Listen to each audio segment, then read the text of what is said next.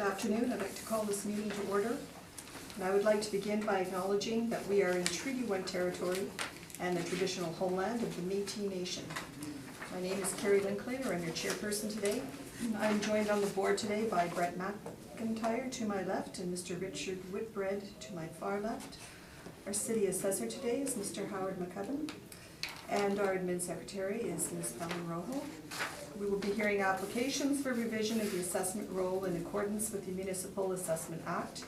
The matters for which revision is requested have been described in each application. We will limit discussion to those matters. Statements that applicants or the assessor make at this hearing are sworn testimony, and anyone speaking to the matters must be sworn in. Be advised that comparison of assessments of properties are not considered evidence of market value by the board. The board is appointed annually by council and is independent of it and the city administration. It makes its decisions on the basis of the evidence provided at this hearing and issues a written order that will be mailed to all parties as soon as possible.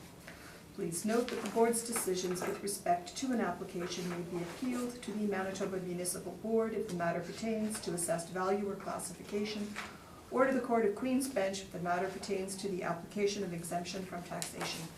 Should you wish to appeal, information on how to do so will be included with the board's order. With respect to the hearing process, I will confirm the matters to be addressed with each applicant following the swearing in. We will then have the assessor's testimony followed by questions that the applicant may have, and then the applicant's testimony followed by questions. Each side will have an opportunity to summarize if they wish. Once all the evidence about an application has been brought forward, the applicant may leave. The process will repeat for each item on the docket today. The session will close after all the applications have been heard, and the board will deliberate in private and make its decisions. You will receive the order by registered mail as soon as possible, and as information, all public hearings are live streamed, recorded, and will be part of the public record. Let's swear in.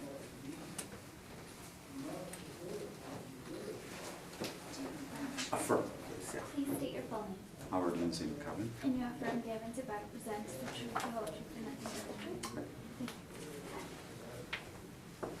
Please state your full name. Marcelo Navarro. And you swear the evidence about represents the truth, the whole truth, and nothing but the truth, so help you God. Thank you.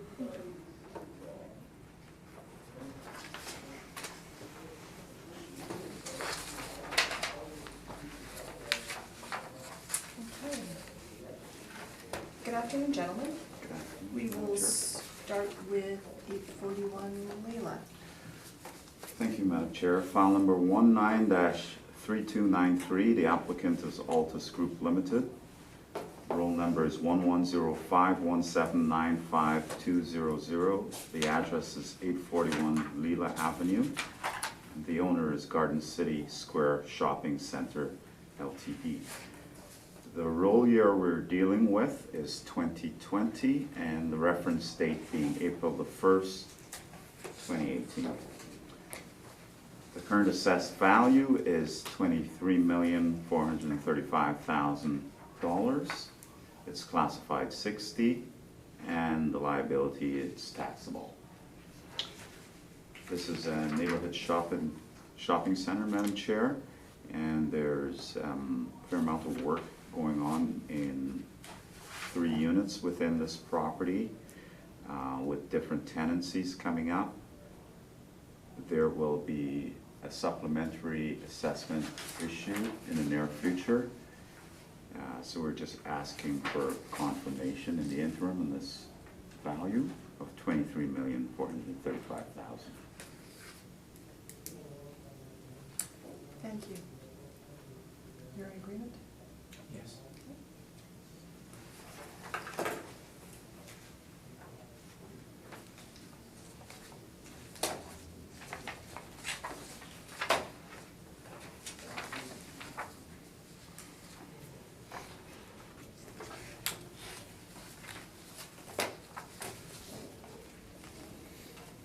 And moving on to 791 Leila.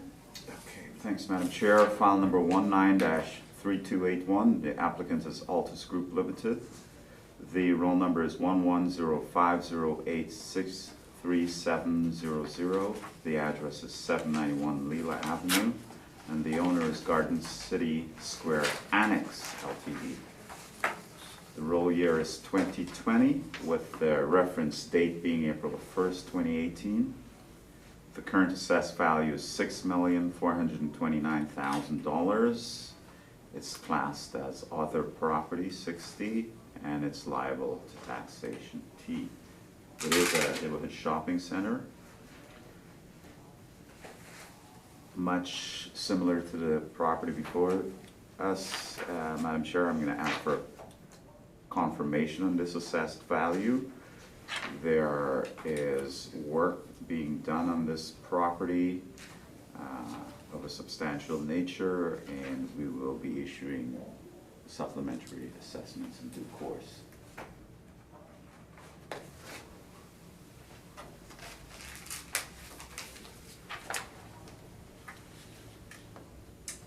Thank you.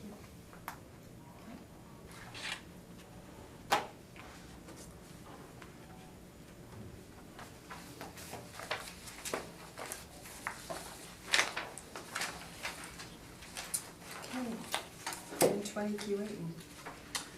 Thanks, Madam Chair. File number 19-2865, the applicant is Altus Group Limited. Roll number is 14096805000. The address is 1020 Keewatin Street. The owner is Keewatin Center, Inc. The roll year is 2020, the reference date being April 1st, 2018. The assessed value is $4,688,000. This, Madam Chair, is classed as a neighborhood shopping center. It's zone C3.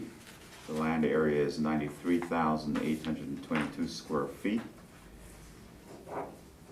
The gross floor area is 24,362, and the leasable area is 23,979 square feet. The land to building ratio based on the plan area is 3.85 to 1. Turning to page 2 of my presentation, we did receive income and expense statements for the year 2017 from the owner of this property, and I will be getting into them to some degree later. The subject is sale history. There is no sales history for subject property. Madam Chair, I have on page 3 some rent comparables ranging in size from 10,000 square feet to a low of 1,500 square feet, and rents ranging from $21 per square foot to $14 per square foot.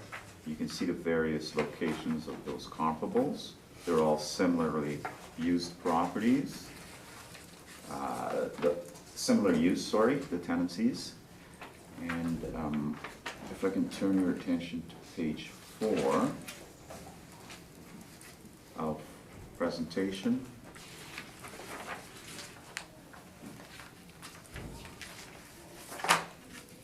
Of course, the assessed value was done by regression. You can see the rents vary within the sub-20 range. So the lowest point being $14.37 a square foot. Sorry, $14.11 a square foot, with the varying sizes of the units. As you can see, the largest unit is 3173 square feet. The total area is 23,979 square feet. We have a potential income of $371,930.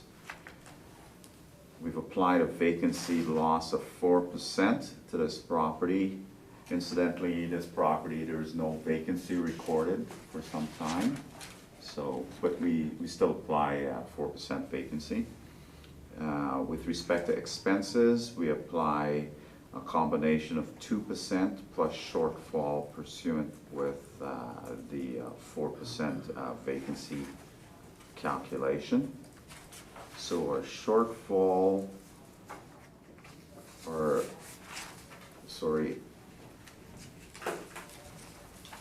expenses in total would be 7141 plus 76. Our expenses in total would be $14,814, which would represent in total of the potential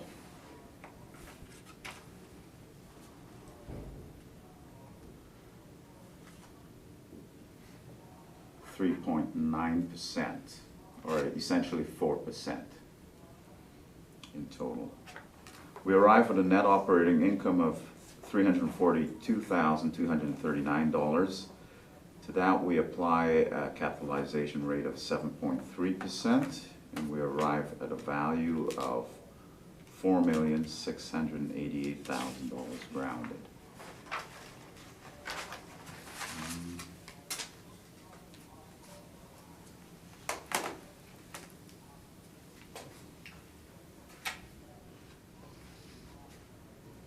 I believe we do agree with respect to the capitalization rate on this property, so I don't believe there's any need to go through the presentation unless you wish me to go through the presentation, Madam Chair.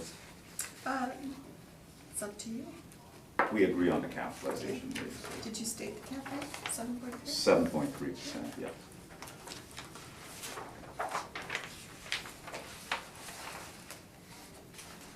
Turn to page 8, you can see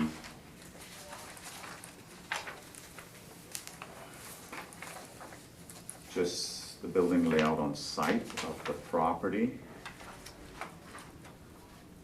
On page 9, you'll see the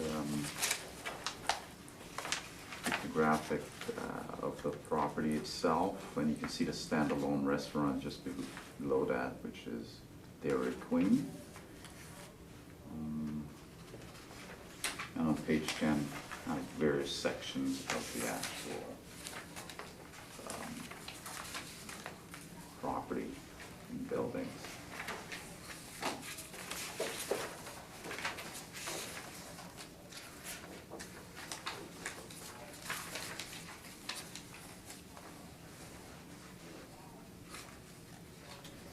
Madam Chair, if you turn to page 15, sorry, it begins at page 11. It's the income and expense statements that was returned to the Assessment and Taxation Department with respect to this property.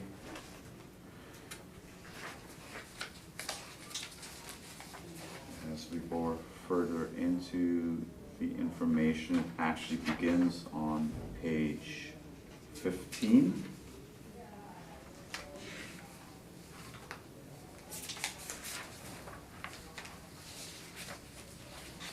Now, this is a combined statement for two different roll numbers. So you'll see the difference in actual total revenues, rental revenues. You can see essentially what we've modeled here as the rental revenue for this property is a little more than half, or more than half of the actual total revenue for that year. So we've modeled 371,930 for this specific property, and the total revenues are 618. But what I would like to point out here, Madam Chair, is with respect to the non-recoverable operating expenses, there were none for this property reported. If you look further down on page 15, but we've gone with the model and we've decided to give it non-recoverable operating expenses to the tune of the $14,000 odd that I calculated before, based on our standard parameters.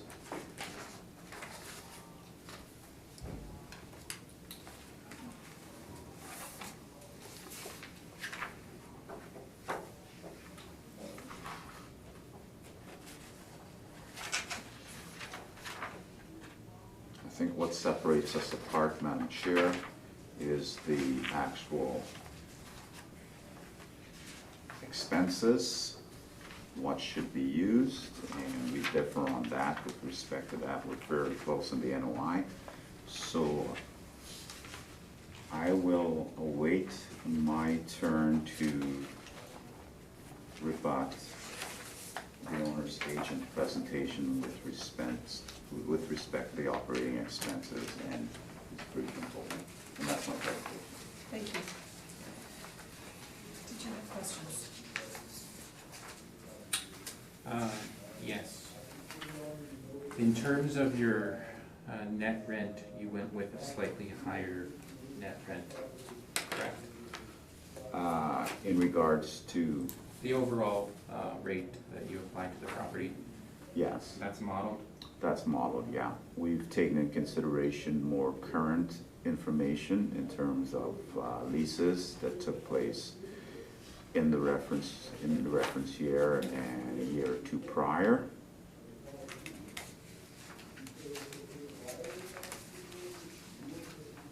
And you're So we're adding- actually, sorry, so instead of doing a lease fee interest appraisal of the property, we're doing a fee simple, comparable rents. Right. Yeah. So would that apply to the non-recoverable as well? Yes, we've looked at the market for the non-recoverable expenses, and we've applied non-recoverable expenses of 2% and shortfall pursuant with the vacancy that was given for this property, although there was no vacancy. So yes, yes, that is coming from what the market is telling us, yes. But just to reiterate again, you've not gone with a leased fee. You're looking at it from a fee simple perspective, correct? That's correct, yeah. Okay.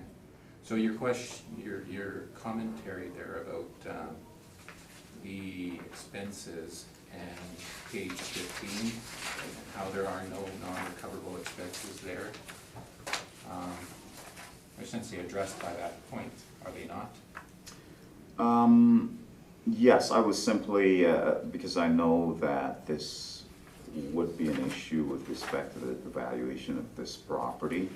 I was certainly making note that the non-recoverable expenses that they reported was essentially zero, with the exception of the income tax, which we don't take into consideration anyway. Yeah, we're giving it over $14,000 in non-recoverable expenses. So we're doing the lease fee rather than, Right. sorry, we're doing the fee simple rather than the lease fee. If I was to do the lease fee, we would go with the actual leases and the actual income statements. Correct. So basically, we're talking about a difference of 5% then? Within our valuations, I believe so, yeah. Okay. Those are my questions. Thank you. Mr. Whitburn, do you have any No questions? questions, thank you. Mr. McIntyre? No question.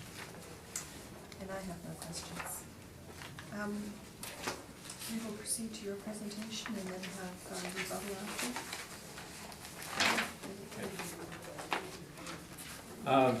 I'll just ask you to turn to page 6, make this as quick as possible. In terms of the rent that we've applied, we've looked at the actual rents. Now, that's not to say that the actual rents are not at market. With any property, you're not going to have everything negotiated at the reference date. There are going to be varying rents based on different negotiated lease start dates and lease end dates. So we feel that what's there in place is actually a good representation of the market. We left them as is. Now, if there had been something that stood out that didn't look like it was at market, we would have made an adjustment to that.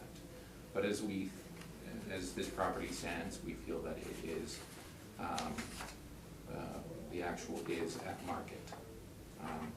In terms of the vacancy allowance, we've agreed with the city on this at 4%. Shortfall, again, we've agreed with the city at $8 per square foot. The only area of contention is the non-recoverable expenses, where we've applied an overall rate of 7%.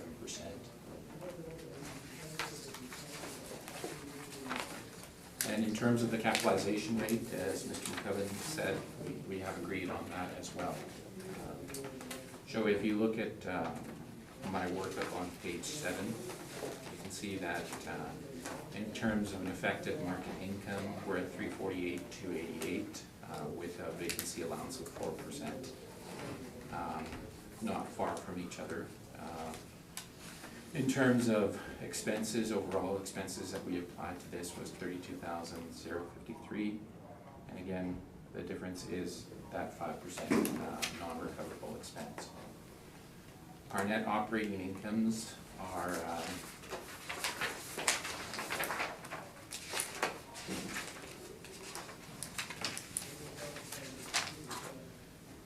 ours is at $316,234, Mr. McCubbin's is at $342,239, same capitalization rate.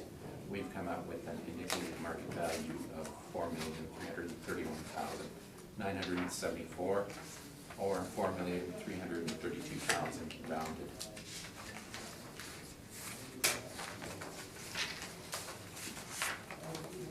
And that is the presentation.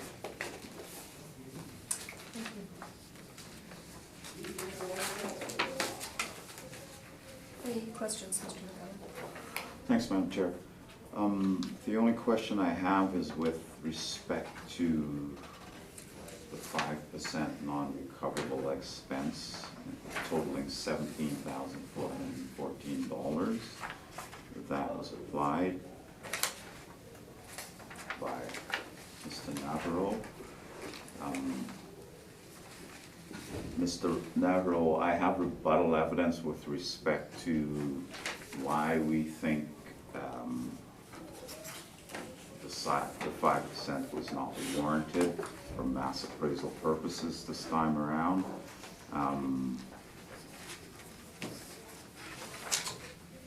Would you present your evidence on that, or should I, Madam Chair, what would you wish? Because I'd expected him to present his evidence with respect to, because we are differing on the 5%. Correct. He'll present his evidence with respect to 5, and then I'll rebut it with our evidence. Yeah, that's fine. I just want to ask questions on his Sure. presentation first. Sure. Thank you.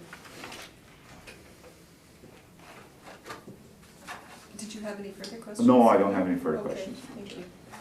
Mr. Whitbread? No, no questions. Mr. McIntyre? No questions. I just have one question. Did either of you gentlemen, I'm going to redirect to you, Mr. McCubbin, did either of you gentlemen have a chance to visit the property? I did. Is it? I'm not sure whether Mr. Navarro Yes. did. Yes, you both did? Good. Thank you. Okay. We will hear your presentation on the 5%. Do you want me to go over all of it? That is entirely up to you. I think you are aware that the Yeah. board has heard this several times. I think, and I think, with due respect to Mr. McCubbin, I think the board has heard this countless times at this point. The highlights are essentially that what we tried to do here is make the distinction between what management expenses are and what non-recoverable expenses are. So I think the impression is that we were using 5% management expenses, which are already typically recovered. And these are not management expenses that we're alluding to. These are non-recoverable expenses that we've looked at in the marketplace. In terms of the methodology is grounded in appraisal theory. It's not something that we just came up with.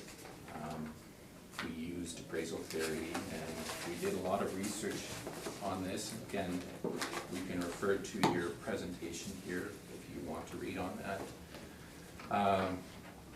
But lastly, in terms of distinguishing between recoverable management expenses and non-recoverable management related expenses, I'll just read the definitions here. Operating costs and property taxes are recoverable expenses.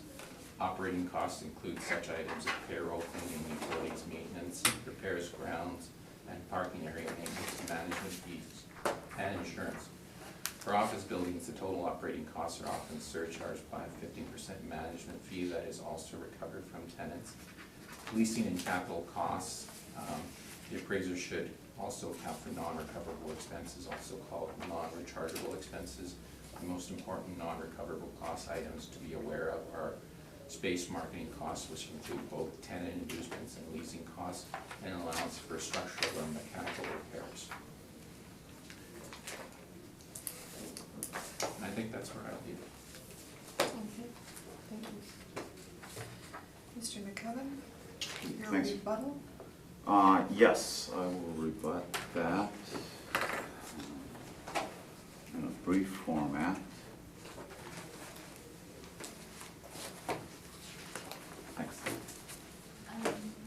Will this be for all the files? It'll be for, yeah, all the files. Just one copy For each file? for, no. I think once we hear it on this property, Madam Chair, I think there's one more property where management expense is an issue, so it would just be did up to that. Okay. So you would have heard it at this hearing anyway. Thank you. Just in case I'm not here, what address is the second one for? Just bear with me. It's gonna be for 960. Sure. Just a moment.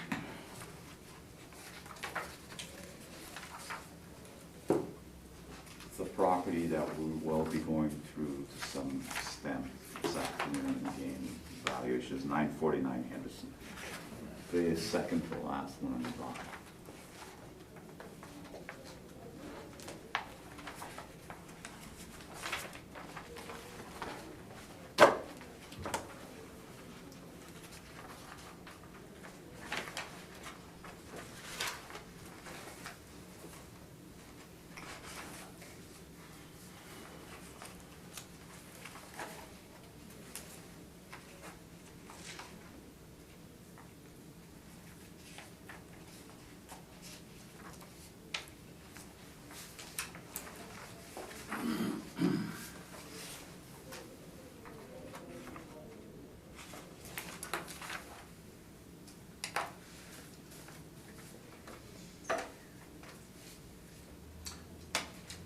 Thanks, Madam Chair. So I'm going to be as brief as possible. This is a rebuttal to Altus's expense study, non-recoverable expense study. For the 2020 general assessment, the Assessment and Taxation Department has altered the approach to the non-recoverable expense allowance for commercial and industrial properties from what has been done in previous assessment cycles. Under provincial legislation, all properties in Manitoba are assessed every 2 years to ensure assessments keep pace with the changing market conditions. This is confirmed in the Court of Appeal decision in the Broadway Square Limited versus the City of Assessor for the City of Winnipeg, which states that the valuation of real property in Manitoba for municipal purposes is quite complex. It is governed by the Municipal Assessment Act. The statutory scheme requires that a fresh assessment of all properties be carried out every 4th year. At that time, the frequency of general reassessments was every 4 years. And sorry, Madam Chair, I should add that to go in depth into that Court of Appeal decision. It's the last decision, the back of the materials. So at that time, the frequency of general assessments was every 4 years, as opposed to the current 2-year cycle. But the statutory scheme still requires a fresh assessment when conducting a general reassessment. In their non-recoverable expense study, Altus Group has included excerpts from industrial manuals or publications from ATD's website for each general reassessment since 1998. Regardless of the approach ATD has used to derive market value assessments in the past, with each general assessment, the department reviews market data and employs appropriate methods to fulfill the mandate of estimating value. To develop the 2020 general reassessment model, ATD analyzed income and expense information where management was recovered to derive model-generated net operating incomes net of management expenses. Therefore, the model generated NOIs developed through a fee simple interest valuation are already net of management expenses. Based on flawed assumptions, Altus Group incorrectly alleges that the historic 5% management expense allowance was a stabilized expense involving a number of typical non-recoverable expense relating to the property and competent operation of the property. This statement is incorrect, erroneous, and unfounded. The historic 5% management was an expense related to the standard management charged by the owner of property manager regarding the day-to-day operation of the property. And I can sit here today, Madam Chair, and say I've been through numerous cycles. I've worked for the assessment department some 32 years. I've gone from the cost approach from the time we implemented the income approach on the majority of these types of properties, and never has it ever been discussed that the 5% management was not with respect to the management of the property itself. It was always understood it was with respect to the collection of rent and the managing of the property and the leases with respect to the subject property. So I can sit here and firmly say that today.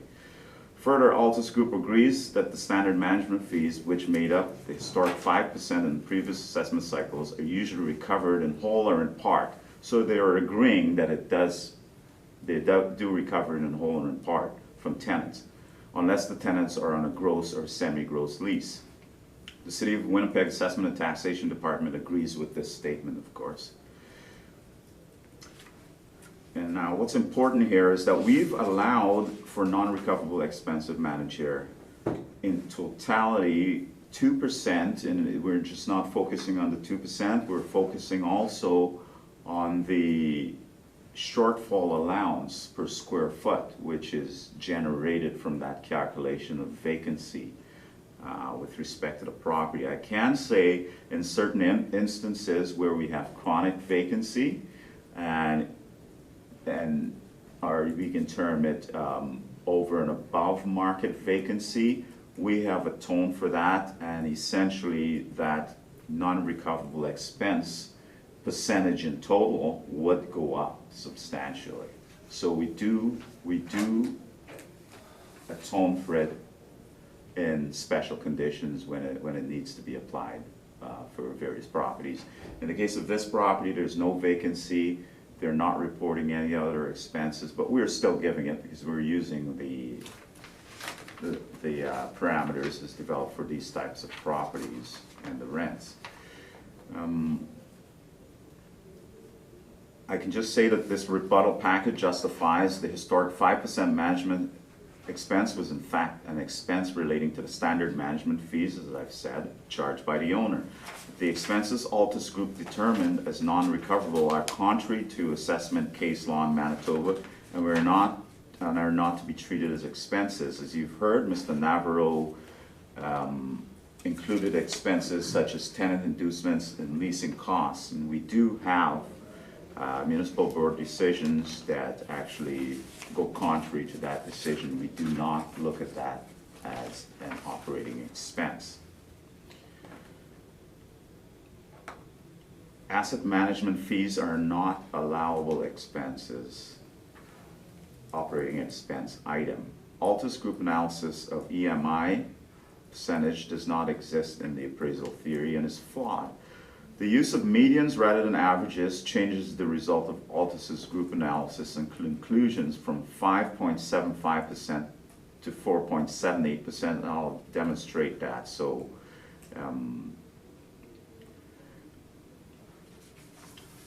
instead as the median becomes closer to the average, you look at the median for the true reading of any sort of data set. After analyzing the effective gross income for several indices in the Altus Group's study, ATD has determined the range of non-recoverable expenses net of vacancy shortfall is between 0.71% and 5.28%. And this is net of vacancy, with a median being 1%. ATD methodology is consistent with the Saskatchewan, SAMA, and Ontario MPAC organizations. And I must say that all properties were treated identically. All properties were done by mass appraisal. The City of Winnipeg Assessment and Taxation Department was tasked with the reassessment and continues to be tasked with the reassessment of all properties within the City of Winnipeg. We do have that information. Altus does not do reassessments. They can appeal a property if they feel that justified increase or the actual value of the property is not at market. But we have done our due diligence with respect to this reassessment. I can tell you that for properties of this nature, retail and office, our ASR is 96.4%, and that's within the allowable standards of IAA, which we also look at with respect to reassessments. So it's a little less than 1 in a sense.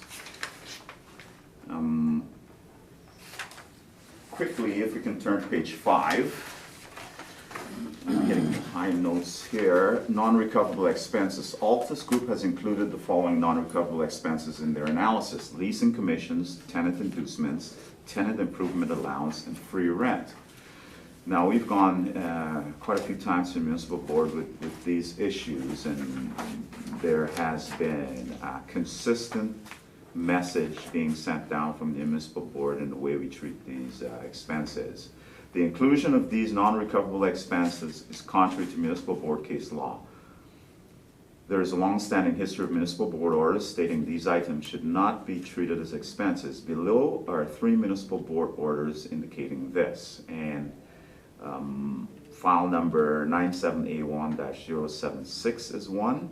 Specifically, page 3 and 4 is applicable, and you can see the order number there. And I'm just going to go verbatim from page 3 and 4. This question has been dealt with by the board in several recent orders, in particular in the municipal board order A-94-196 dealing with Richardson Building, where it was indicated considerable evidence was heard concerning the effective value of tenant inducements. The respondent ultimately abandoned the position that value should be reduced to reflect tenant inducements. And Municipal Board Order A-97065, the board is satisfied that it is not proper to reduce value to reflect tenant inducements. The board reiterates that these tenant improvements, leasing commissions, leasing incentives are not expenses which may be used to reduce income for the purposes of calculating market value. With respect to tenant improvements, leasing commission and leasing incentives are not expenses which may be used to reduce income for the purpose of calculating market value. Again, you can see the board orders.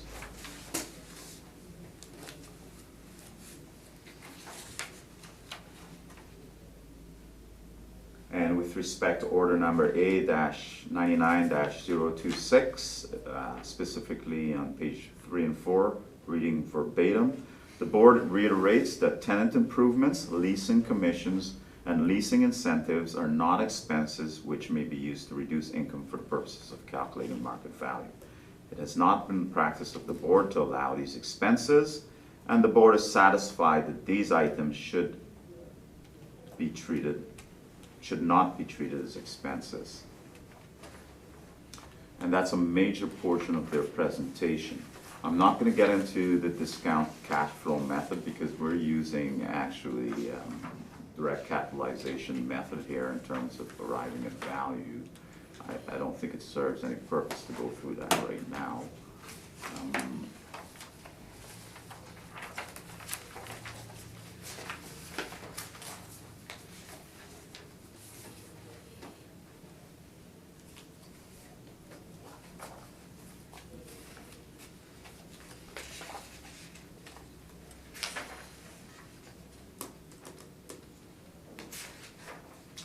Now, looking at Altus's information regarding the mean and median, For the expense ratio, and I talked about the median being, the mean being 5.75 and the median being 4.78. If you can turn your attention to page 13, Madam Chair, this is the table with all the properties that we were provided in the expense study by Altus. So what we did is we calculated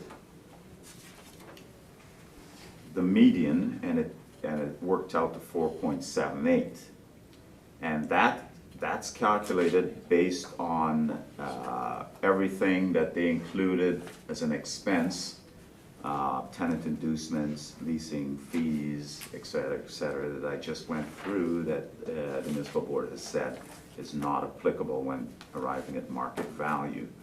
What I can tell you is we did look at the information provided for each and every property, and using stabilized EGI, removing leasing commissions, TIs, significant capital costs were reported for that specific property. When we remove the leasing commissions, asset management, and tenant improvements from the properties that were provided by Altus, you can see the resultant effect on the non-recoverable expenses. I'm not going to go through them in totality, but you can compare them as you go down the table. It's significantly reduced in some cases.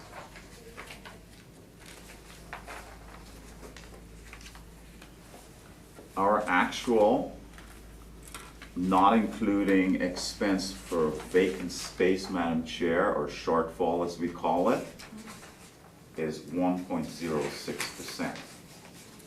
We're using 2% plus the vacancy, the shortfall in regards to the vacancy, whether the property was fully vacant, as in the, fully occupied as it was in this case, or it's not. We've used that shortfall amount, added it to the 2% other expenses, and in the case of the subject property, we arrived at a value essentially of 4% of the EGI. 4% of the effective gross income, I believe I calculated. And you can see they didn't report any.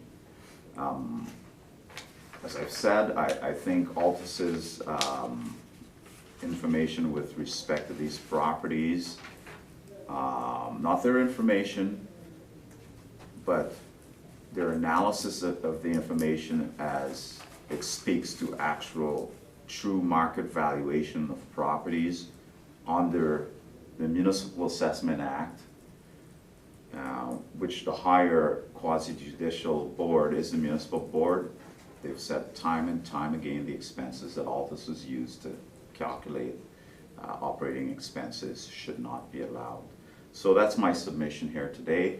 The attachments at the back speak to the various board decisions with respect to those, what's allowed and what's not allowed.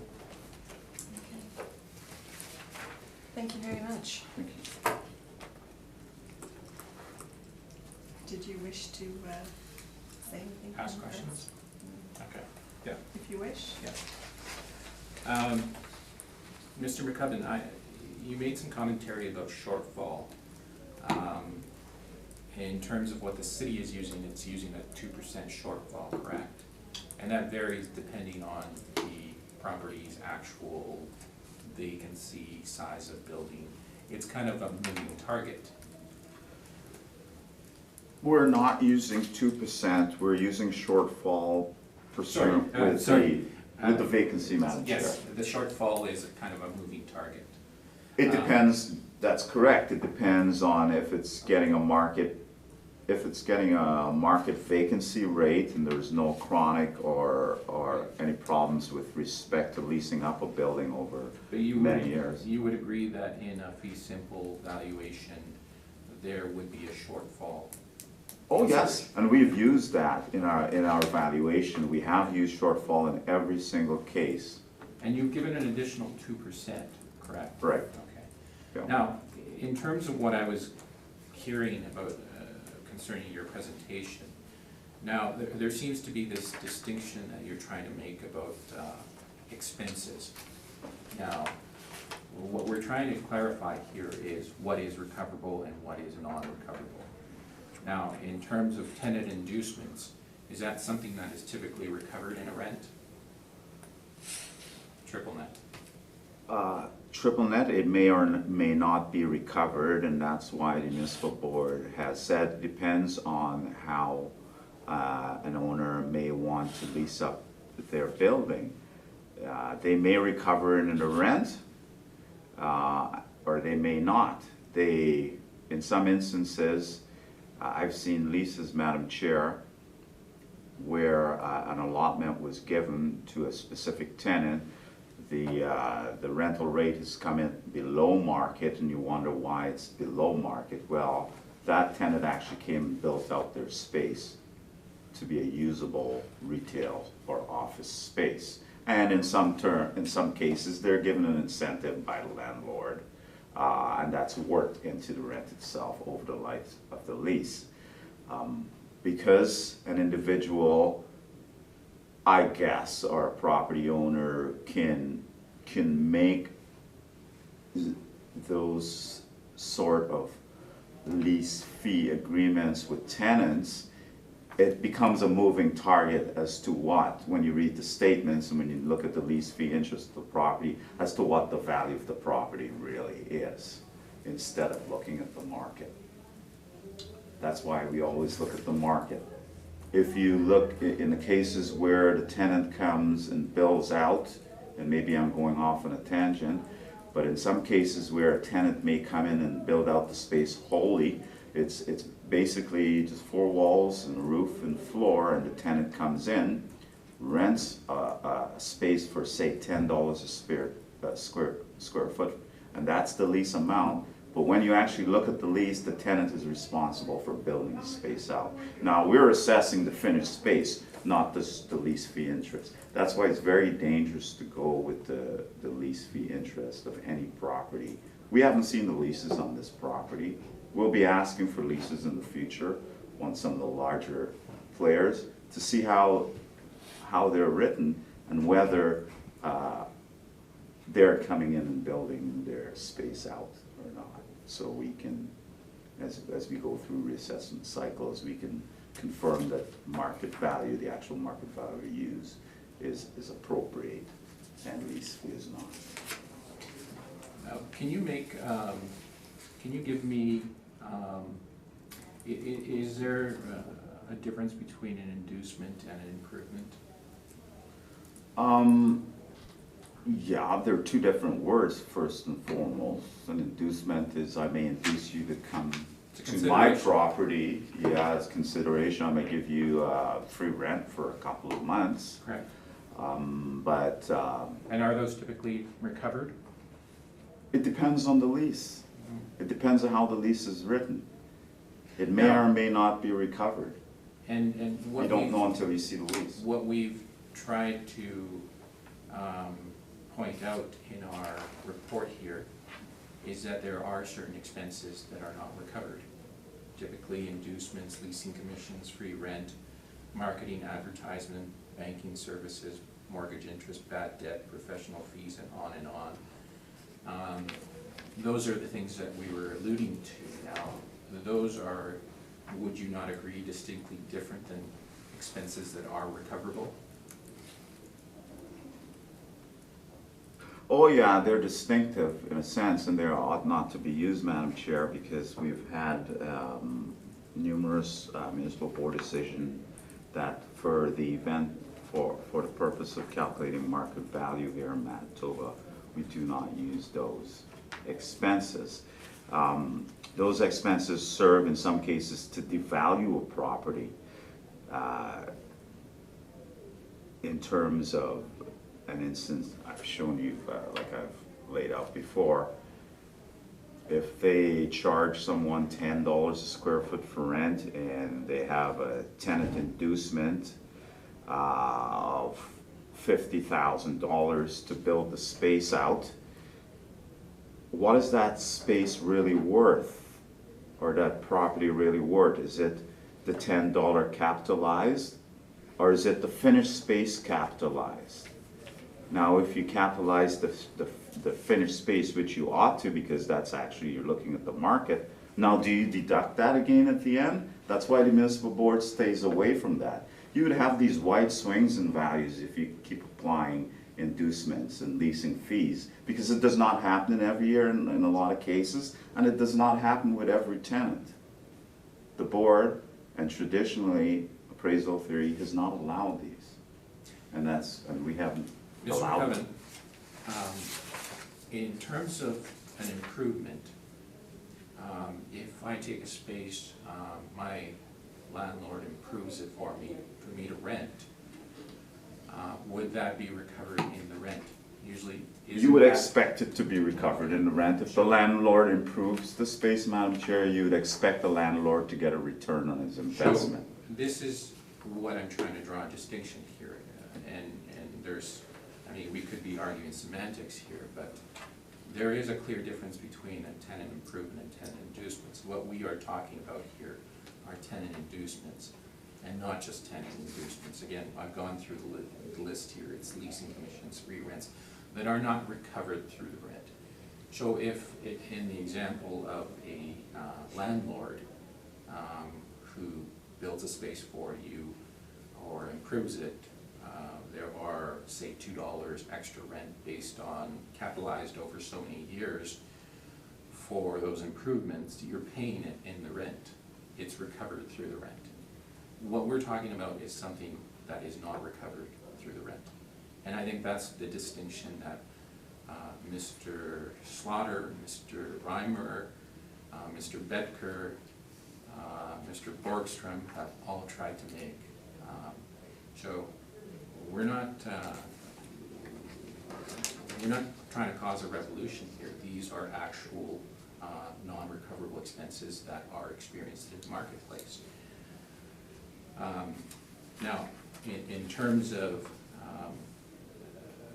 the simple notion of tenant inducements, because that is what I fixated on in terms of what Mr. McCubbin was presenting. It seems, Mr. McCubbin, as though you're suggesting that tenant inducements are not recovered, or are recovered in a way. Or at least suggesting that Altus Group is saying that these tenant inducements are somehow recovered. Now, is that actually what we're trying to say?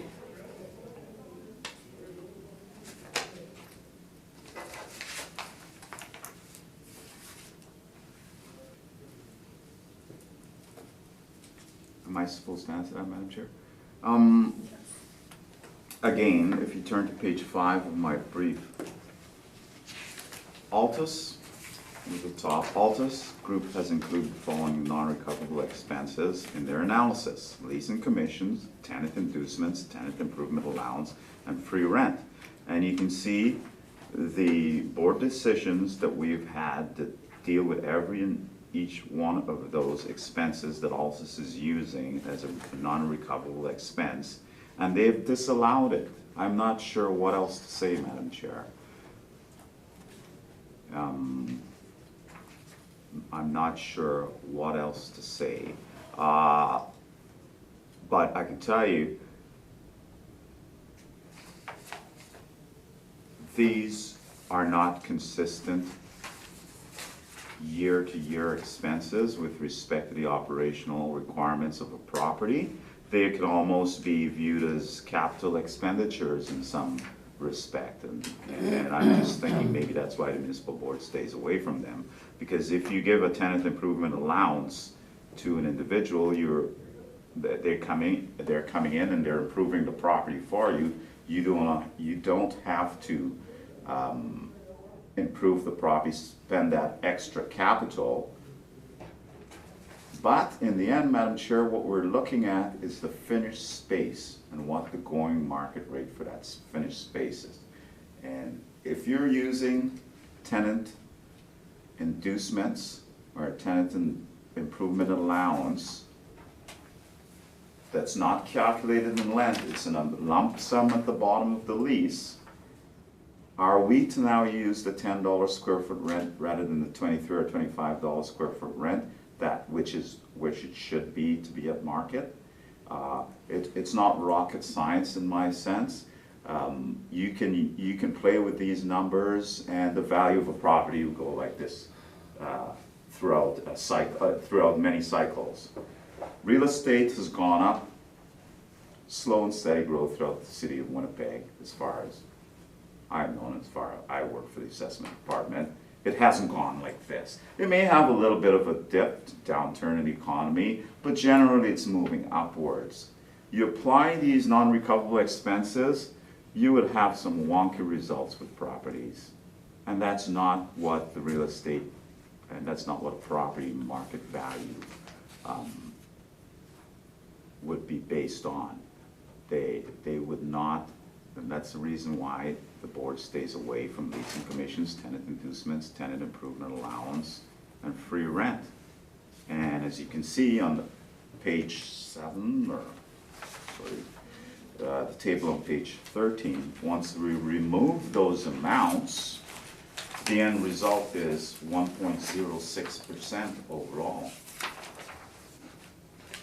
We're simply using Altus's data, using the board's decisions, and reworking that data with the information that we have, and it's significantly lower than Altus's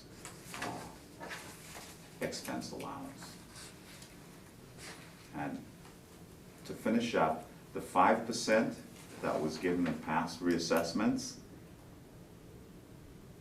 I'm under oath here, and I affirm, has always been regarded as a management fee and nothing else. It hasn't been regarded as extraneous non-operating expenses that the owner may come about with respect to leasing commissions and tenant inducements. We've never regarded it as that. So this is all news to me, and there you have it. Okay.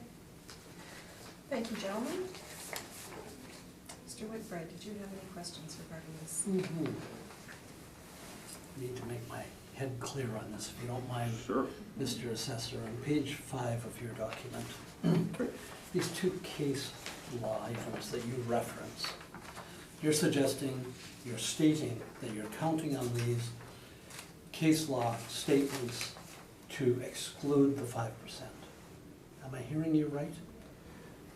These items should not be treated as expenses? To exclude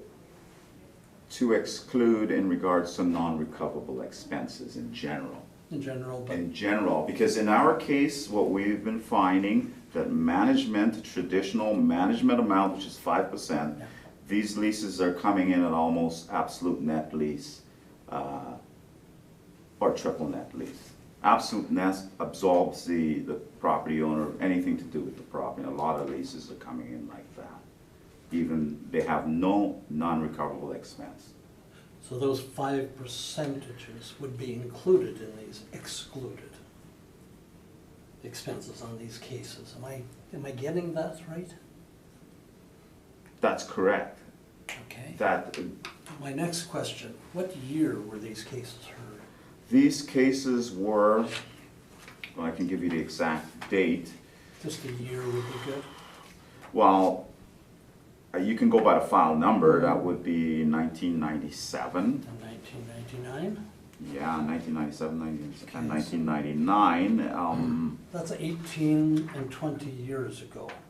Yes, it's been established, and So my next question then leads me to ask you, did the department, and you have to appreciate I'm fairly new to this Fair enough. process, did the department allow that 5% management expense for those last 18 to 20 years?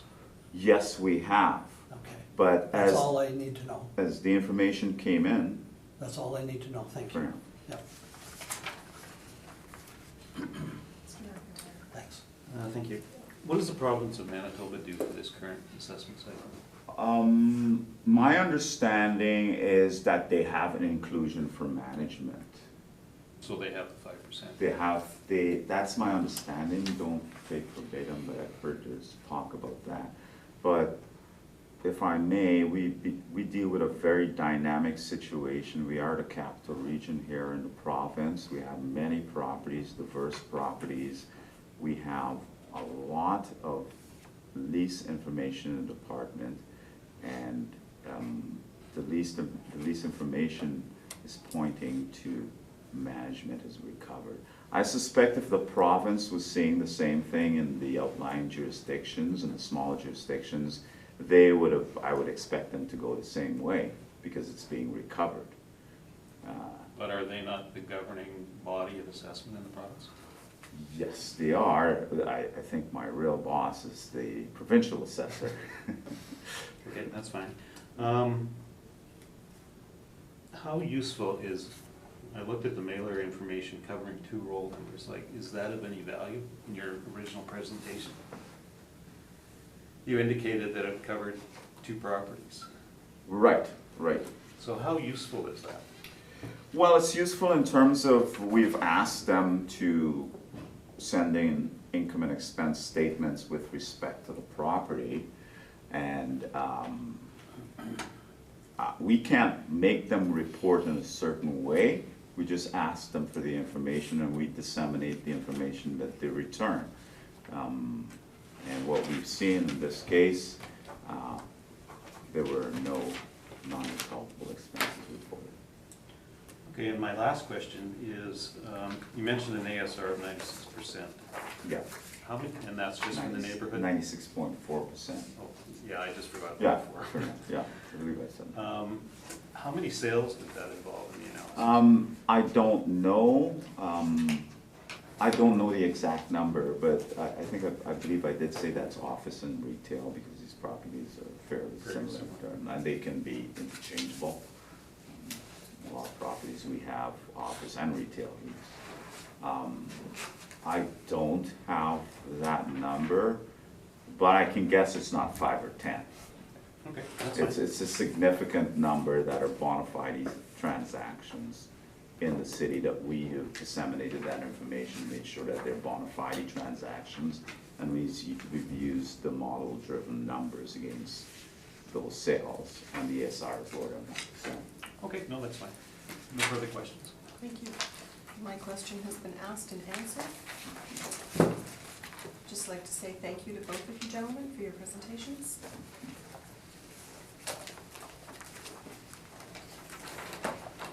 And yeah, and just before we move on, just for housekeeping, I'm just gonna go back to 791 Layla Avenue. Mr. Navarro, when I did not ask you verbally, I asked you non-verbally if Yes. you agreed with the Yes. confirmation, so you're agreeing then, thank you.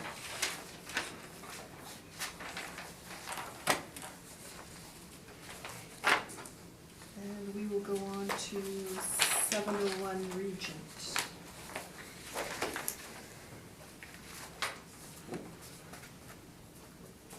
Thanks, Madam Chair. File number 19-2643. The applicant is Altus Group Limited. The roll number is 09005435,000. The address is 701 Regent Avenue West. The owner is Regent Park Land Holdings Limited. The roll year is 2020, the reference date being April 1st, 2018. The assessed value is $8,315,000. It's class 60 and it's taxable property. It's a neighborhood shopping center, Madam Chair. I have a recommendation to reduce this value, the value of this property to $8 million even. And that's as a result of applying a $624,000 NOI versus the agreed upon capitalization rate of 7.8%.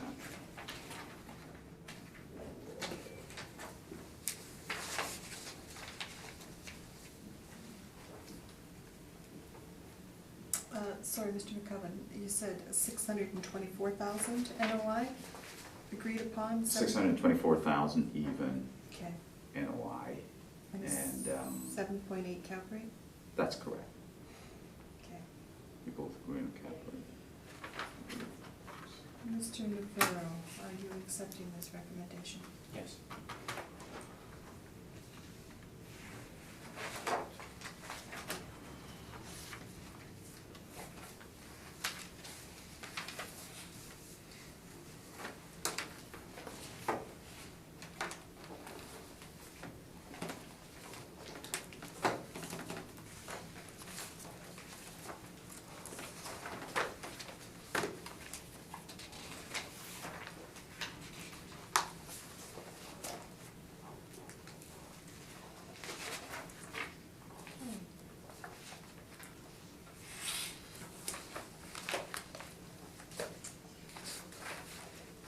So we will go on to 1100 Concordia Avenue.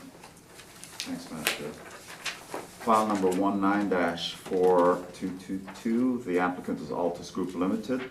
Roll number is 0206119100.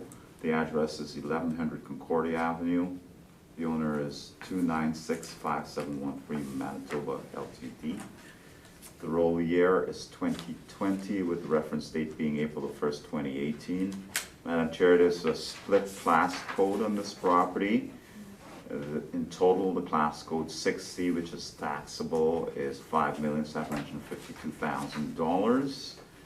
With respect to the class code 40, it's $585,000 for a total of $6,337,000. I do have a recommendation for this property also. Reducing the overall value from $6,337,000 to $6,102,000. That's the total value. The breakdown within the class code, or sorry, with respect to the class code 60 and class code 40 is as such.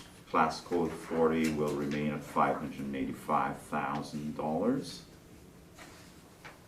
And class code 60 will be reduced to $5,517,000. Sorry, 17? Yes, $5,517,000.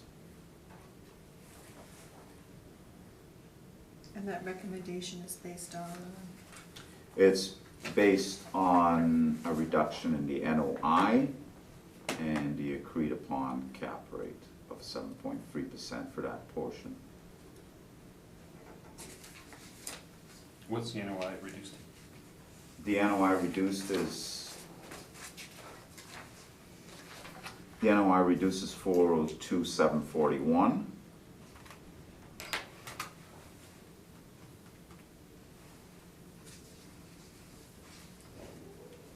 Yes. Thank you.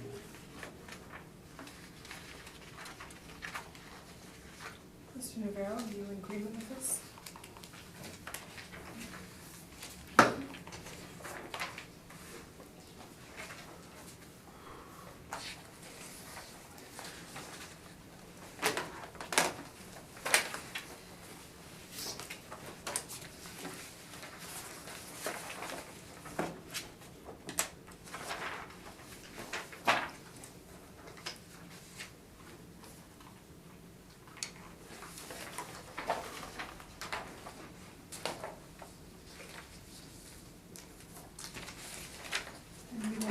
To 554 Kinley side. Thanks, Madam Chair. 19-3379, the applicant is Altus Group Limited. The roll number is 0205095400. The address is 554 Kinley Side Street. The owner is Marvin Investments Ltd. The roll year is 2020. The reference date being April the 1st, 2018. Total assessed value is $961,000. It's class coded 60 and the property is taxable. It says here it's under CMR and S. It's actually a strip mall, Madam Chair, not very far from the last property I dealt with, just down the road off of Panic. I did inspect this property, Madam Chair, and I have recommendation to make.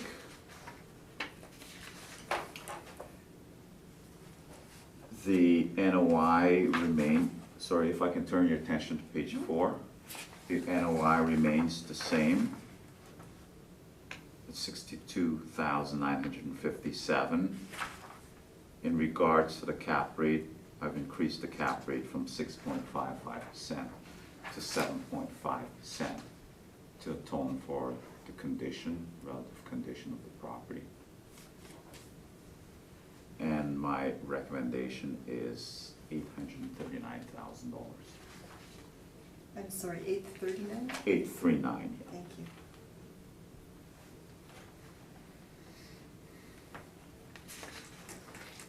Mr. Navelli, you're accepting this? We're accepting the end value, yes. That's 839. Yeah. Thank you.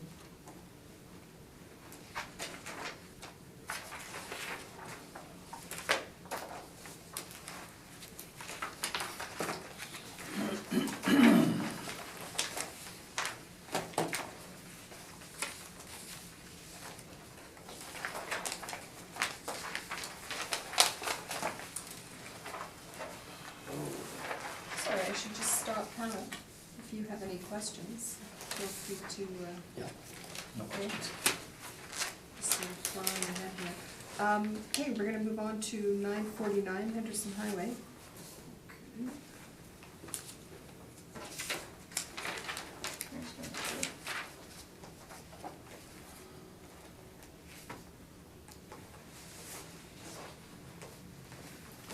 File number 19-3625.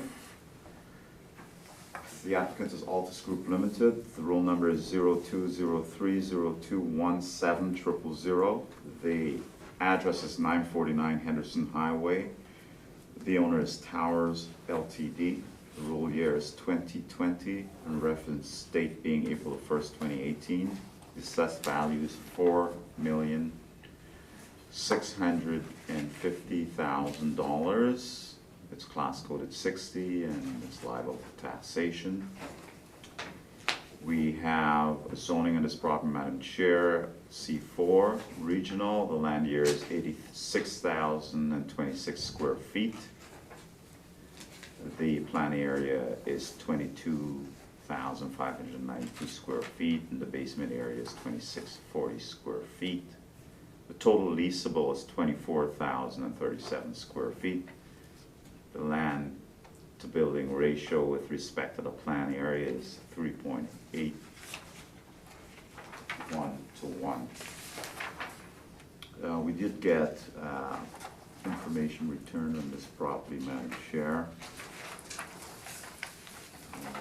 There's no sales recorded as of late for this property.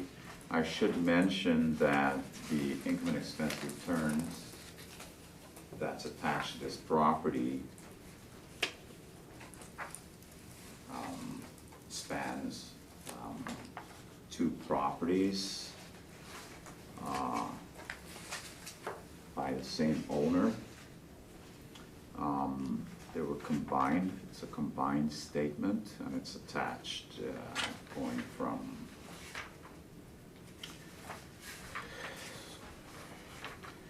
starting at page 13 of my brief, which we can get into later. Page 3 shows properties of similar use and of similar type as a subject property. You can see on page 4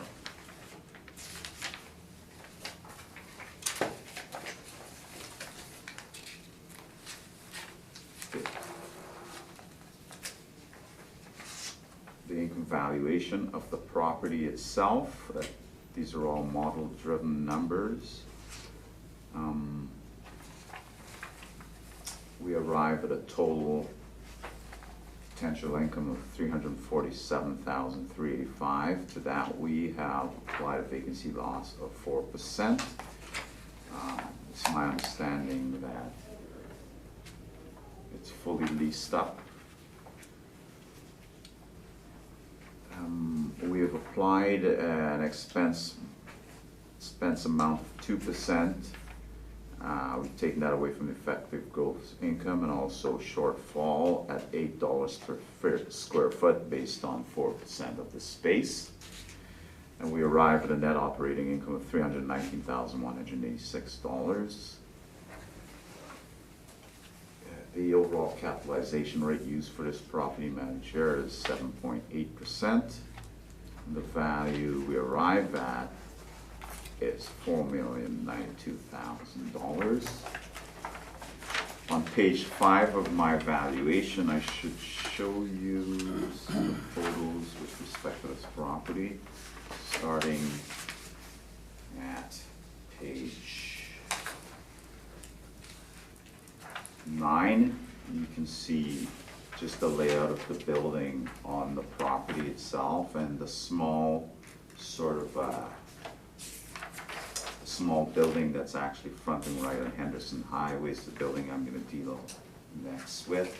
It's a gas station, a gas kiosk.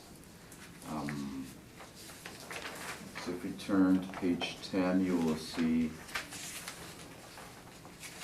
the relative tenancies in this building and the front or street view of these properties, of this property.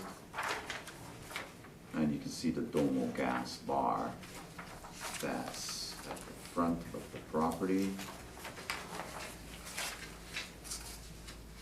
What I can say is that we are valuing on page 5 the Domo gas bar. The kiosk is only 180 square feet.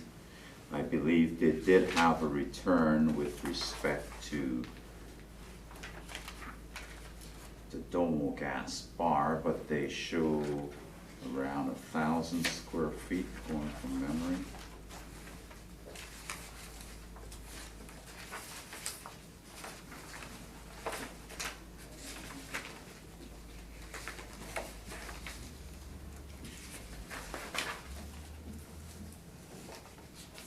Yes, if you look at page 19 of my brief,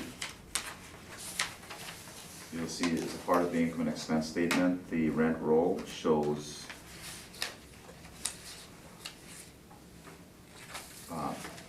for rents in, or for properties, for units in. You'll see the Domo Gas Bar Corporation is listed there, and the total area lease is 1,000.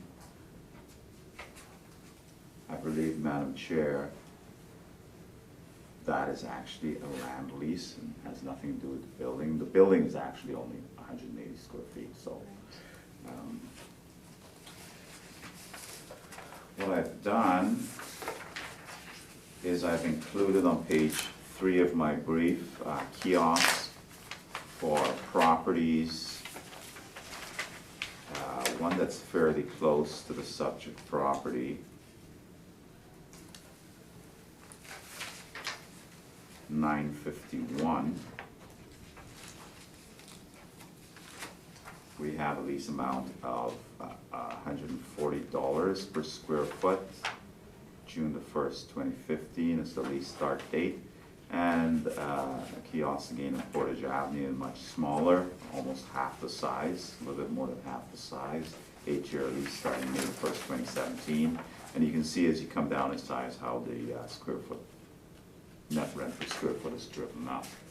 So it goes from 140 to 375. Based on April the 1st, 2018 market value, we feel that the model driven rent of $152.57 is appropriate for this kiosk.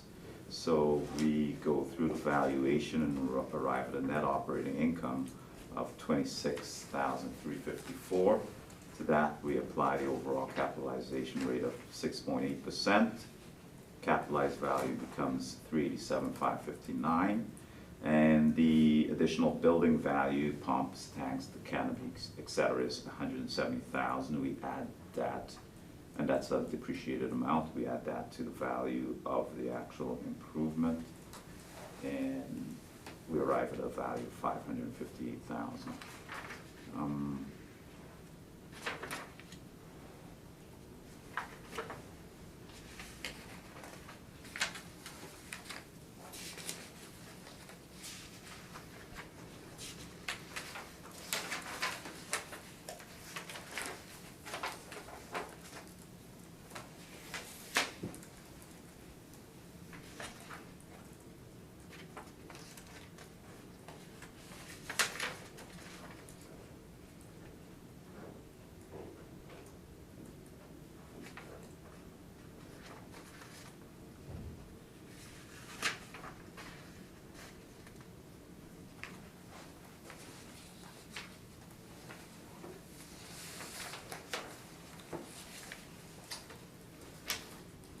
Chair, I believe we differ with respect to this property on the management expense, which you've heard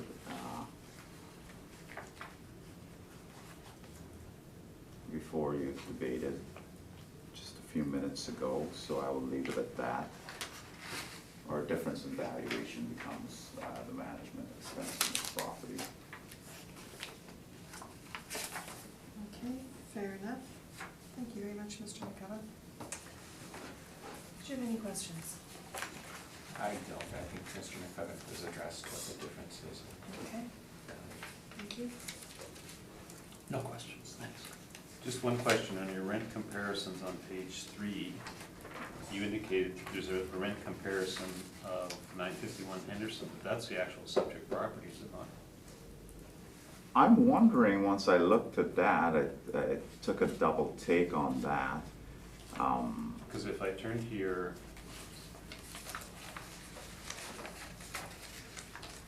page 10, that's the civic address for the Domo gas bar. Right. Yeah. Just a clarification. So they are reporting a land lease plus the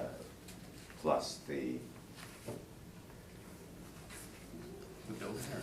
plus the building area. I suspect, as far as I can tell, Madam Chair, let me rework this, 25.2, that's the amount, 2.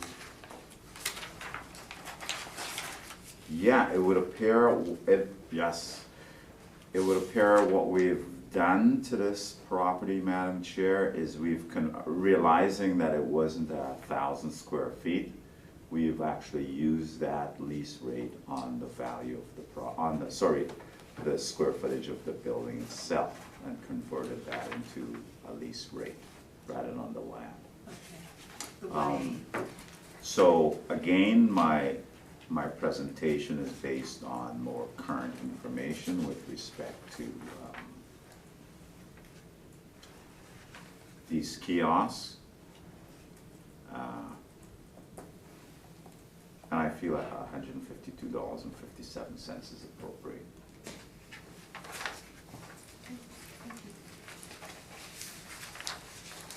Thanks for pointing that out.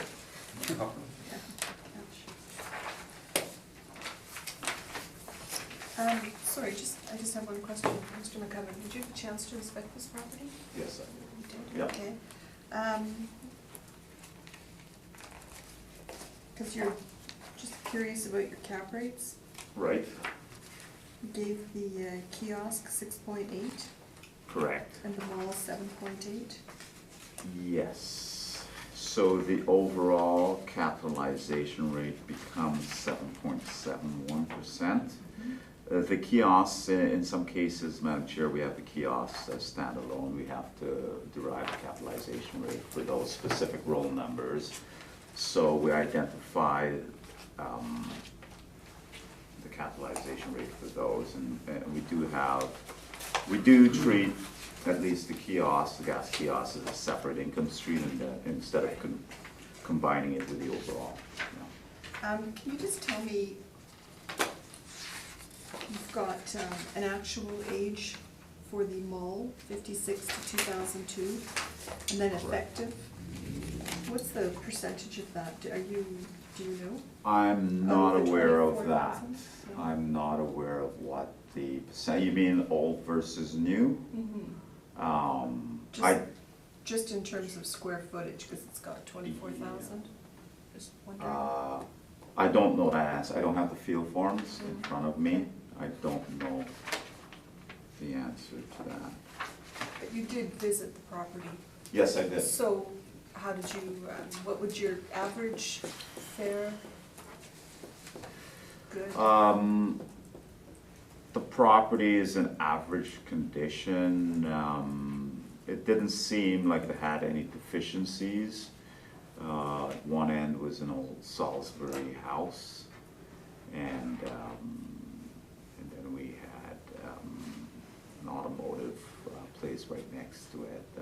The basement is actually in the part of the tenancy of the Salisbury house with freezers and coolers and lunchroom and storage and washrooms for staff there. It appears it fits in well with the surrounding area, if that helps. Okay. It doesn't seem out of place. It's older than some of the improvements in the general vicinity. Yeah, so that's, Okay. Thank you very much. If you'd like to give us your presentation, Mr. Navarro? Yes, thank you. I ask that you turn to, not that, please.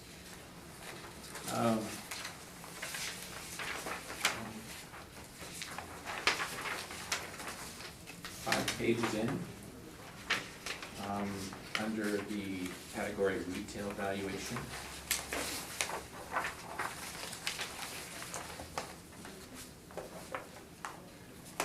So we've broken apart the different components of the property and valued them separately. Until this cycle, I believe that is what the city of Winnipeg had done also. So in terms of the retail valuation, we have 2 properties, or 2 leases here, one to Public Meats and Kevin Friesen. The rent that we have on this space of 7,557 square feet is $13.66 for a market rent of $103,209. To this, we've applied a 6% vacancy allowance. That gives us an effective market income of $97,016. The difference again is in essentially the non-recoverables. 5% we've included here, 650 shortfall and 2% for other. Net operating income of $87,278, capitalized at 8%. The value for that is $1,090,976. If you turn over, the next one is the restaurant valuation. So this is a Salisbury house, or maybe what used to be a Salisbury house. I'm not sure that it's there anymore. Valued at $21 per square foot for 2,480 square feet. Market rent of $52,080. We've applied a 3% vacancy on that. Gives us an effective market income of $50,518. Shortfall of $750, again, 7% for other non-recoverables. Net operating income of $46,423, 7% capitalization rate, capitalized income value of $663,191. The following is the Domo site. Again, 1,000 square feet at $25.20 per square foot, $25,200. Vacancy allowance of 2%, shortfall 6%, again 7% for non-recoverables. Gives us a net operating income of $22,847, capitalized at 7%. We've also added an adjustment of $49,000.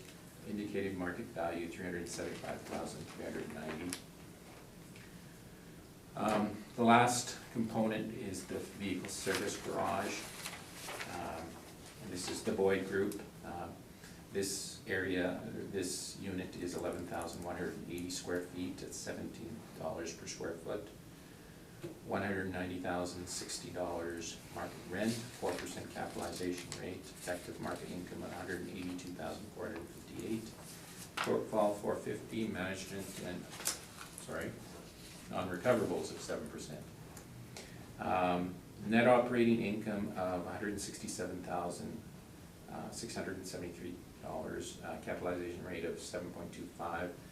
Gave us a value of $2,312,733. If you turn to the final page,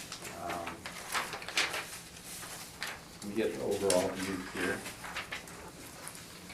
So the overall capitalization rate on this property is 7.38%.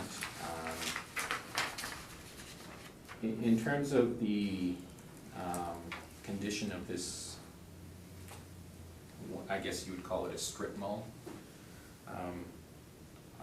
I would say that it's not the best condition. It's in my opinion, slightly below average.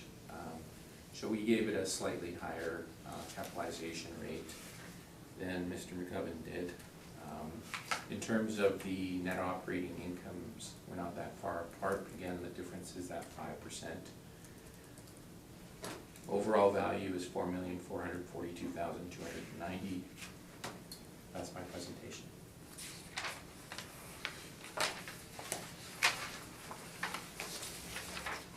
Thank you. Mr. McCubbin, any questions?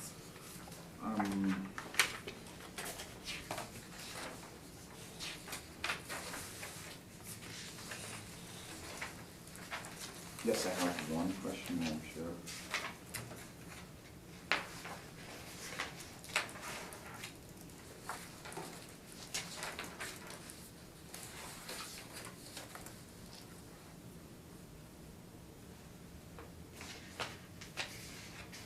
So you've applied, throughout your report, you speak of non-recoverable expense of 5%, and then there's other, as I look through your income workups, is that correct? Correct. Okay. And then, with respect to the Boyd Auto Group valuation, it seems as though it's still Altus's idea that this is a 5% management allowance. Because if you look at that specific page, it says 5%.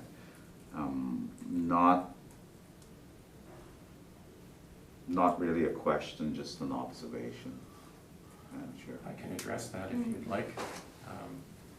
So often what we use is templates, and the templates exist from a previous cycle. So this was simply a mistake in simply not retyping out the entire brief. And I think we made it clear throughout this presentation that we were talking about non-recoverables, whether we call it management or non-recoverables. It's non-recoverable expenses. We're not talking about recovering management expenses. We don't need to get into that conversation again. This was simply a typo, and I would leave it at that. I have one last question, Madam Chair, and again, it's a statement that Mr. Navarro said with respect to the capitalization rate that we're higher. Sorry, lower. I believe you Or guys we're, are... sorry, we're lower? Yeah. That you said that we're lower, and you Sorry. spoke about the age of the building. Madam, so Mr. Navarro, if you look, and you've done 4 different income streams on this property where we chose to do 2, your average based on the calculation of NOI, and with respect to the various capitalization rates used in your workups, would you admit then that you're actually lower than us in total at 7.38 versus the 7.71? Yes, yeah. So in fact, overall, we have a higher capitalization rate. Correct. Is that correct? Yes. Okay, those are all the questions I have. Thank you. Mr. Whitbread. No, I'm fine, thank you. I just have one. Mr. Navarro, on your page, the last page, I guess, you're showing the total leasable area to be 22,217. Yet on the assessor's brief, it's 24,037.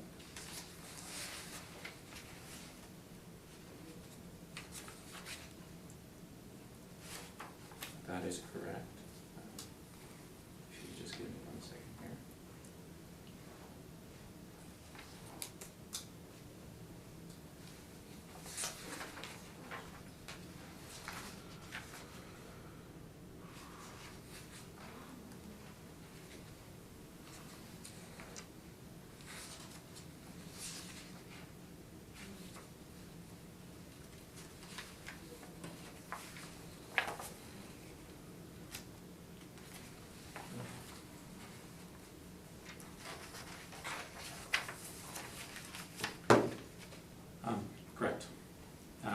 So we're using 1,000 square foot for the pump kiosk? site, The kiosk? yeah, the kiosk site. 75.57 for the retail, 24.80 for the restaurant, and 11.180 for the vehicle service garage. So what happened to the 2640 square foot of the basement area? Is that included in here somewhere? For the, excuse me, The basement area? no, it's excluded. No further questions? Thank you. Mr. Navarro, you inspected this property? I walked around it, I didn't go into the stores. One thing I noticed is, in terms of the signage, the Salisbury House, I can't say that that Salisbury House is there anymore. Was there a lease sign in the window? No, nothing? No, Nothing to nothing. indicate? Did the building appear to be empty? When I went there, the building appeared to be empty, but I mean, that may not necessarily be a reflection of, I went there on a weekend. You stated that the property was slightly below average? Yeah, And I mean, I'm just wondering, because Mr. McCubbin thought it was average. I would say, in terms of his cap rate, I mean, he's right, his cap rate is higher, so it reflects the more risk in that investment. So in terms of the capitalization rate, I don't think that's the issue. The issue is still at 5%.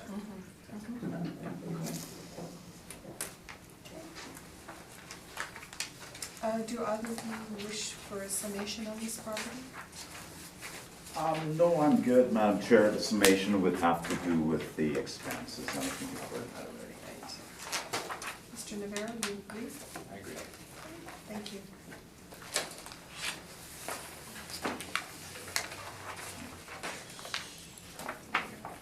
Yes. We're just going to take a 5-minute recess before we hit the last property. Thank Sure. you.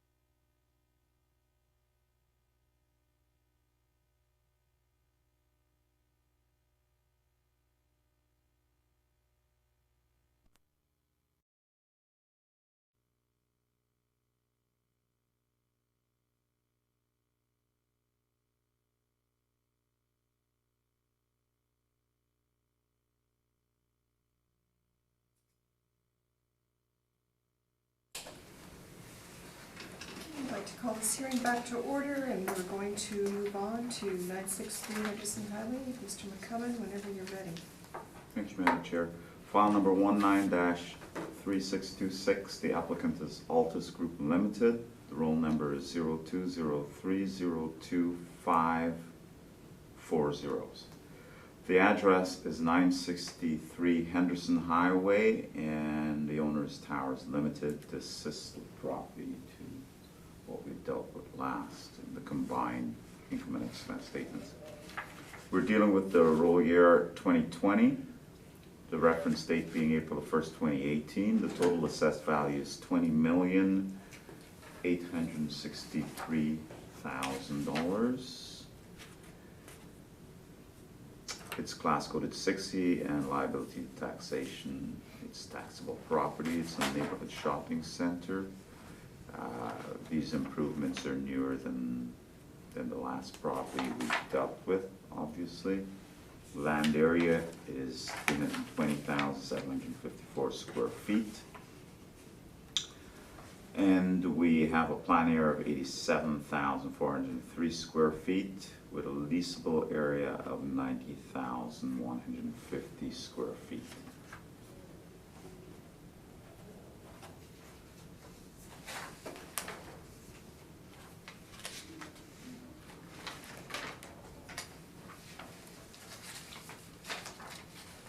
Madam Chair, with respect to this property, I do have a recommendation.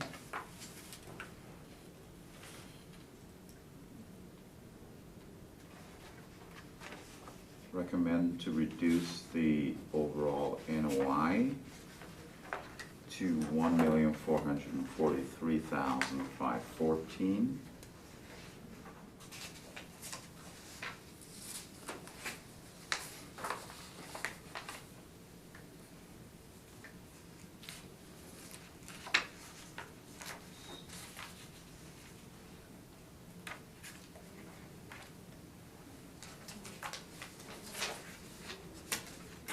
And with the application of the agreed upon capitalization rate of 7.15%, we have a total value of $20,189,000.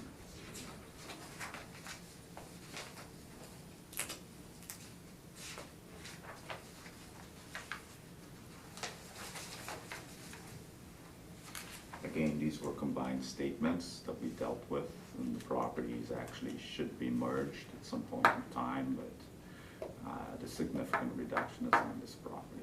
Okay, thank you. Mr. Navarro, Yes, do you agree with this recommendation? I do. Okay, thank you. I have Oh. one question. Okay. On Mr. Navarro's second page, he's got a split class code. Correct. And we did address that, and in his application, Madam Chair, liability was not, as far as I can remember, we spoke about this, it was not appealed.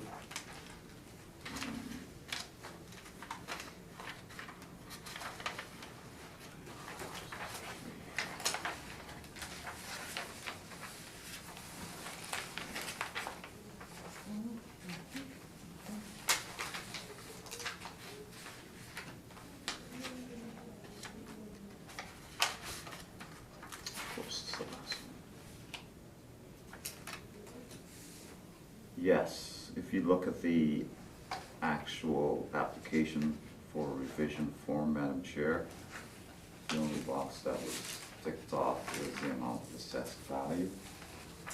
This is in your brief? No, it's a part of the application, it's in the applications. So I will not be dealing at it in this juncture. Actually, the individuals who are seeking that can apply to the city assessor, and if it's along with the, if they qualify for that exemption, they'll be given to it, but at this hearing, it wasn't part of the application. I've dealt with an overall value in terms of the property. I'm not recommending a split in class code. I can't, anyway. No, I was just wondering It's why there not- was a discrepancy Yeah. between the two. Yeah, no, I think he intended to pursue it, but I'll did just not. speak briefly to this. So, my impression, I did not apply, make the application. It's done through our office. When I wrote my brief, I assumed that the classification had been ticked off. As I found out later, the classification is not ticked off. So, that being said, we can't argue. Okay, no, fine. I was So just- we will talk to the tenant and go through the application route that Mr. McCubbin stated. Okay, that's fine.